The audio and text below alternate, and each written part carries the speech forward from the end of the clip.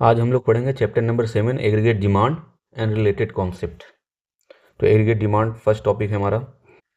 AD means aggregate demand means total expenditure that all the sectors are planning to incur during a period of time. तो aggregate demand का मतलब होता है total expenditure. Total expenditure जो economy के सभी sector plan कर रहे हैं खर्चा करने के लिए। ओके, डायग्रामेटिक प्रेजेंटेशन क्या होता है? तो डायग्रामेटिक प्रेजेंटेशन हम लोग देख लेते हैं। वाई सी और आई की वैल्यू आपको लेना है इनकम, वाई से इनकम, सी से कंजम्पशन, आई से investment. A D equal to C plus I. Y की वैल्यू 0, 100, 2, 3, 4, 5, 600। ये आपको जस्ट लर्न कर लेना, आसानी से लर्न हो जाएगा। कंजम्पशन की वैल्यू आसानी से आपको याद हो जाएगी। जब इनकम 0 से आप 40 वैल्यू ले लीजिए, है ना। तो इस जो ये 0 लेवल ऑफ इनकम पे जो कंजम्पशन रहता है इसको सी बार या ए बार बोलते हैं। सी बार या ए बार का मतलब होता है ऑटोनॉमस कंजम्पशन। तो ऑटोनॉमस कंजम्पशन का मतलब क्या होता है? 0 लेवल ऑफ इनकम पे जो कंजम्पशन होता है उसको बोलते हैं ऑटोनॉमस कंजम्पशन। तो 40 में आप 80 प्लस कर दीजिए, 120 हो जाएगा। 120 में 80 ऐड करिए, 200 हो जाए। 200 में 80 ऐड करिए, 280 हो जाए। ऐसे ही आप 80 ऐड कर दीजिए, आसानी से कंजम्पशन की वैल्यू आ जाएगी। बस एक बार आप 40 ले लीजिए, 40 में 88 नेक्स्ट 80 प्लस करिए, आ जाएगा। आई की वैल्यू आप कांस्टेंट ले लीजिए, 20 20 20। A D equal to C plus I कर देना है। सी प्लस आई का मतलब ये सी है, ये आपके पास सी है और ये आई है। तो आप 40 प्लस 20 60 हो जाएगा। 120 प्लस 20 140। तो जैसे ही ऐसे ही आसानी से डाटा आ जाएगा। अब यहाँ पे हम डायग्राम बना लेते हैं। आई की वैल्यू क्या रहेगी? आई का जो कर्व हमको मिलेगा, आई के कर्व में आपको एक स्ट्रेट लाइन मिलेगा। वो किसके पैरेलल होगा? एक्स एक्सिस के। मतलब इनकम की वैल्यू 100 हो, चाहे 200 हो, चाहे 300 हो, चाहे 4, चाहे 5, चाहे 600। हर लेवल ऑफ इनकम पे आप देख रहे हैं ना, हर लेवल ऑफ इनकम पे इन्वेस्टमेंट की वैल्यू क्या है? 20 है। तो हर लेवल ऑफ इनकम इन्वेस्टमेंट की वैल्यू 20 20 20 20 20 20 20। इसलिए इन्वेस्टमेंट की जो कर्व हमको मिलेगी वो कैसी रहेगी? पैरेलल रहेगी किसके? एक्स एक्सिस के। ओके। कंजम्पशन की जो कर्व हमको मिलेगी वो कैसी रहेगी? अपवर्ड स्लोपिंग कर्व रहेगा। एडी का भी कर्व कैसा रहेगा? अपवर्ड स्लोपिंग कर्व रहेगा। बट यहाँ पे जो आपको डिफरेंस देखने को मिल रहा है एडी और सी के बीच में, मतलब एडी और जो सी है एक दूसरे से क्या है? पैरेलल है। तो एडी अगर और कंजम्पशन कर्व का जो पैरेलल आपको दिख रहा है वो सिर्फ और सिर्फ इन्वेस्टमेंट की वजह से है। ओके, तो एडी और सी के बीच का जो डिफरेंस है वो इन्वेस्टमेंट है। और इन्वेस्टमेंट क्या है? कांस्टेंट है, 20।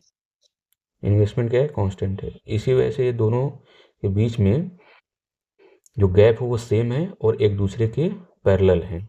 ओके, तो एडी और सी एक दूसरे के पैरेलल क्यों है? Because of fixed investment. Okay,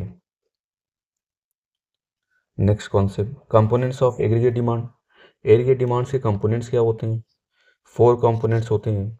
AD equal to C plus I plus G plus X minus M. X minus M को हम क्या बोलेंगे? Net export. ओके, तो पहला आपका है प्राइवेट या हाउस होल्ड कंजम्पशन एक्सपेंडिचर। बहुत सिंपल सा है कि हाउस होल्ड द्वारा जो भी एक्सपेंडिचर किया जाएगा फाइनल गुड्स एंड सर्विसेज के परचेज करने के ऊपर।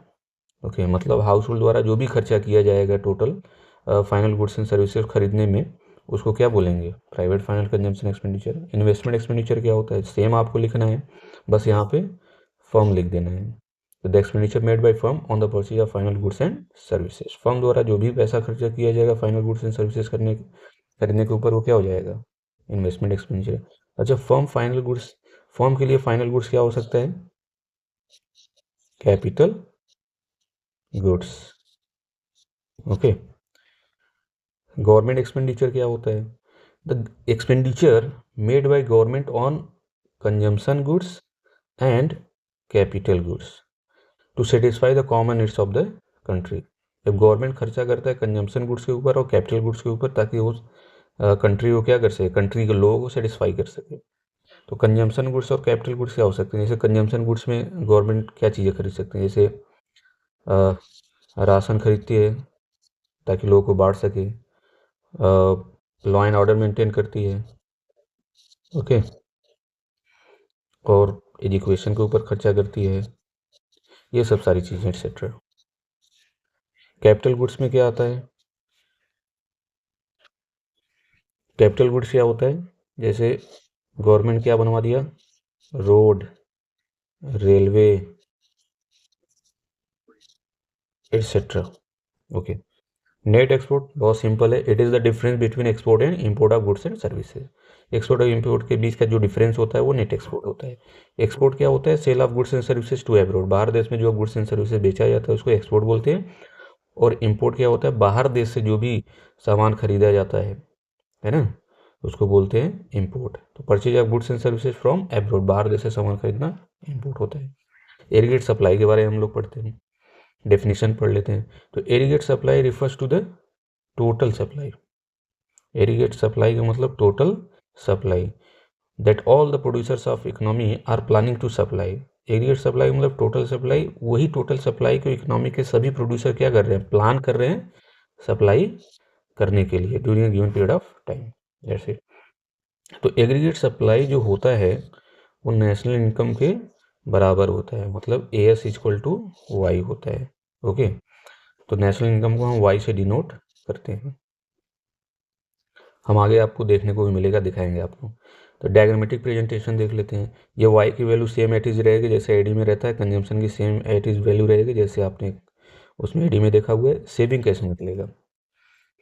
ओके, ये हमने सेविंग इसमें क्यों लिया हुआ है? क्योंकि एग्रीगेट सप्लाई इक्वल टू होता है C plus S. Aggregate supply मतलब वाई, वाई का मतलब इनकम। तो इनकम इंसान को जब होता है तो वो क्या करता है? या तो कंजम्पशन करता है या फिर सेविंग करता है। इसलिए AS इक्वल टू हमको क्या निकालना है? C प्लस एस निकालना है। तो वाई की वैल्यू मिल जाएगी, कंजम्पशन की वैल्यू। सेविंग की वैल्यू कैसे निकलेगी? इनकम में से आप कंजम्पशन निकाल दीजिए, मतलब इनकम में से आप खर्चा निकाल दिए तो पता लग जाएगा कि सेविंग कितना हुआ। तो इनकम 0 है, कंजम्पशन 40 है, तो इनकम 0 हुआ, तो 0 में से आप 40 माइनस करेंगे तो -40 आएगा। तो आपने एक कॉन्सेप्ट देखा था कि जीरो लेवल ऑफ इनकम पे जो कंजम्पशन होता है उसको C बार बोलते हैं। तो यहाँ पे भी वही सेम वैल्यू है जीरो लेवल ऑफ इनकम, बस ये पॉजिटिव और ये नेगेटिव है, तो यहाँ पे -C बार हो जाएगा। तो इस C बार को यहाँ पे कंजम्पशन के लिए बोलते हैं ऑटोनॉमस कंजम्पशन, और इस C बार जो -C बार है सेविंग के लिए, इसको बोलते हैं ऑटोनॉमस सेविंग। तो ऑटोनॉमस सेविंग क्या होता है? जीरो लेवल ऑफ इनकम पे जो आपका सेविंग रहता है उसको ऑटोनॉमस सेविंग बोलते हैं। तो आसानी से आप घटाते रहिए, आपको मिल जाए 120। इनकम में से 120 घटा दिए, इनकम में से खर्चा निकाल लिए -20, इनकम में से खर्चा निकाल दीजिए 0, 300 में से 280 20। अब यहाँ पे आप देख रहे हैं 20 20 40 60 80, हर में कितने का डिफरेंस आ रहा है? 20 20 का ही डिफरेंस आ रहा है। That's it. तो एग्रीगेट सप्लाई इक्वल टू क्या होता है? C प्लस एस होता है। C 40 -40 प्लस करेंगे तो 0 आ जाएगा। 120 -20 100, 200 प्लस 0 200। तो आप एक चीज़ गौर कर रहे हैं, ये जो है y, ये किसके बराबर है? एग्रीगेट सप्लाई के। एग्रीगेट सप्लाई जो है वो y के बराबर, यही चीज़ मैंने आपको ऊपर बनाया था कि AS equal to national income या AS इक्वल टू वाई। इसका सिंपल सा कर्व आपको जैसे बनाना है, सिंपल सा, या आप इधर एग्रीगेट सप्लाई दिखा दीजिए, इनकम दिखा दीजिए, और ये एग्रीगेट सप्लाई की जो लाइन गई है वो 45 डिग्री जाएगी। ओके, जस्ट सिंपल सा ऐसे। तो components of aggregate supply. Aggregate supply के कंपोनेंट्स क्या होते हैं? 2 कंपोनेंट्स होते हैं। इंसान को जब अगर इनकम होगा तो या तो उसमें से वो खर्चा करेगा या तो फिर सेविंग करेगा। कर तो और भी सकता है, जैसे कि इन्वेस्टमेंट भी कर सकता है, बस आपके सिलेबस में यही पढ़ना है तो इसलिए बताया जा रहा है, कंजम्पशन और सेविंग। तो एग्रीगेट सप्लाई कंपोनेंट्स कितने होते हैं? एग्रीगेट डिमांड कंपोनेंट्स 4 होते हैं, बट एग्रीगेट सप्लाई कंपोनेंट सिर्फ 2 होते हैं। तो कंजम्पशन एंड सेविंग। ओके, ये कंजम्पशन और ये सेविंग। कंजम्पशन का मतलब क्या होता है? The portion of income which is consumed, income का वो हिस्सा जो खर्चा किया जाता है उसको कंजम्पशन बोलते हैं। सेविंग क्या होता है? वही सिंपल सा, इनकम का वो हिस्सा जो सेव किया जाता हो उसको सेविंग बोलते हैं। मिलते हैं नेक्स्ट क्लास में।